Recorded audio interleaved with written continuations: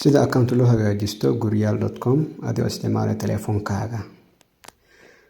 Google-ka tagaysaa Chrome, guriyal.com aad ku qoraysaa Google-ka ama guriyal mid koowaad ku dhufanaysaa guriyal,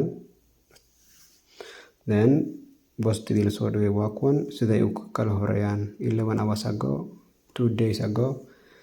waxaad ku dhufanaysaa saddexdaas dhibic kore you click sign up.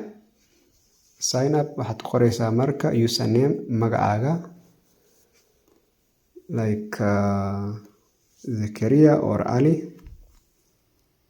then email-kaaga qoraysaa qaybta email-ka @gmail.com iyo password-ka aad xasuusan karto hodhow forget aad dhihi kartaa. You click sign up and save aad ku dhahaysaa save aad u xasuusatid. Systemka will remember automatic wuu kugu save gareynaa. wuxuu ku geynayaa marka profile-kaaga. hadda profile u keenay laakiin waxaan haystaa posts ayaa igu jiro. hadda wuxuu ku dhahayaa create post now or you click saddexda dhibic post aad ku dhufan kartaa. post aad ku dhufanaysaa. wuxuu ku geynayaa meelihii post laga soo gelinayay. Here the type apartment, bedroom, furnished house, villas, office wixii aad hayso aad soo gelinaysaa. land, then haddii apartment aan doortay how many bedroom, 3 bedroom aan ku dhuftay. Status-ka meeshan waa roomka aan kusoo dhufanayo waaye. Status-ka waa either sell or rent. waxaan dooranayaa rent, apartment-ga rent aan ka rabaa. Street-ka ama location-ka 12 street, 10 street, 11 town, Dandora, Starehe, all the xaafadaha dhan oo Nairobi ka kooban tahay ku jiro. waxaan doortay 10 street. house name-ka ayaan qorayaa. haddii owner or seller agent tahay magac baa ku qori kartaa. haddii broker aad tahayna dash gelinaysaa si lagaa ogaanin oo lagu soo waco haddii aad u geysid. maybe haddii aad rabto some money inaad ku jarjaraysid aad geynayso. dashaan geliyay broker ahaan iska dhigay. follow number-ka second follow ayaan ku qoray. door number-ka guriga ta door waa u qori kartaa. haddii owner tahay guriga dooga irida keena customer-ka irida imaanaya duro ama dash u gelin kartaa. door number-ka aan qoray F11. type-ka broker ma tahay, agent ma tahay, seller ma tahay, owner waa dooranaysaa. broker haddaad doorato hodhow wuxuu ku weydiinayaa broker fee meeqa ka rabtaa customer-ka ama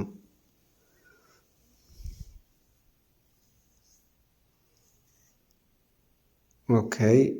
price-ka guriga every month meeqa lagu kireynaya ama meeqa lagu iibinayaa. waxaan rabnaa information-ka dhan inaan customer-ka aan siino maadaama ay customer-ka dhan halkaan ku wada jiraan. Kenya shilling aad dooranaysaa ama dollar.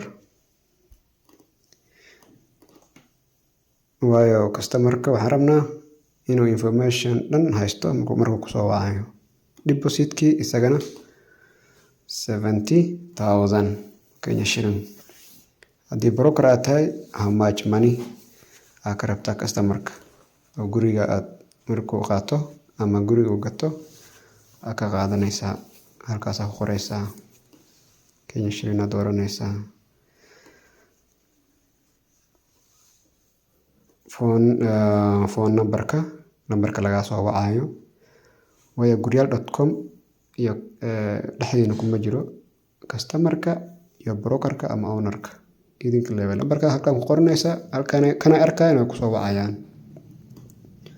description-kii haddii la alla kor aan wax ka soo tagnay oo qalbiga ku jiro halkaan ku qoraysaa marka. I have 3 bedroom, it has wifi, it has water throughout. You see, you can just state anything you like. halkaan ku qorqoraysaa wixii aad ka tagnay ama aad rabto niyadaada ku jiro inaad qortid. Call me earlier the better, whatever, then you click submit. wuxuu ku geynayaa marka wuxuu tagayaa postiga dashboardkii homeka meeshii laga daawanayo. wuxuu qoray 1 second ago, waa la arkaya adaa fresh ah, adaa kor saarnaanayo. qofkiiba markaa qof postiga ugu dambeeya ayaa kor imaanaya. mise wixii aan dhan aan soo qorqoray halkan imaadeen. customerka intaa nuu fiirsanaya, lambarkaagu arkaya, dhag uu soo koobisanaya, call horkaa soo waca hadduu sheegan postiga aad soo dhigtay uu anfacay. then waxaan rabnaa inaan edit garayno wixii aan soo dhigay. profile-kan ku dhufanaya, postigii waa kana aan soo dhigay. maybe wax baan ka tagay, edit aan ku dhufanaya, then waa kuwan wixii rabo aan edit garayna aan ku laabanaya. maybe lambarka daan qalday, lambarka waan bedelayaa. haddii Kenya shilling ama laga rabay ama waan dollar laga rabay, dollar u bedelinayaa. haddii commentiga waxaan ku qori lahaa, all the form dhan waa bedeli kartaa, wax kale qoranaysaa.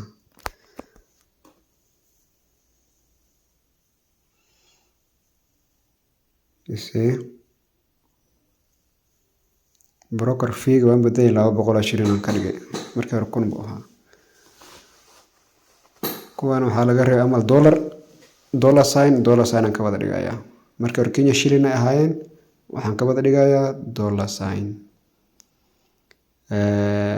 don numberka waan bedelayaa, F10 aan ku bedelayaa.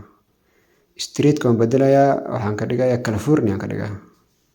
sell aan ka dhigaa, markii hore rent u ahaa, sell aan ka dhigaa. guriga markii hore waan qariyay, hadda waxaan ka dhigayaa like guryaal tower aman magaca waan sheegay. then waxaan ku dhufanayaa update post. you see hadda waa kan intaan ka arkayaa profile-ka, laakiin home haddaan tago dadka dhan way arkayaan. home aan tagaa, fresh aan ku dhufanayaa, dhag u imaaday. okay, you see everything waan bedelay. you see you have an option to delete. inaad delete garin kartaa. you can delete even. profile aan ku laabanayaa hodhow haddaan rabo inaan delete gareeyo, then delete baan dhahay, waan bixinayaa. haddii la qaatay ama haddii liiga iibsaday sheegi waan ka tuurayaa systemka. make sure profile aan ku dhufanayaa, I click delete option waa kaas.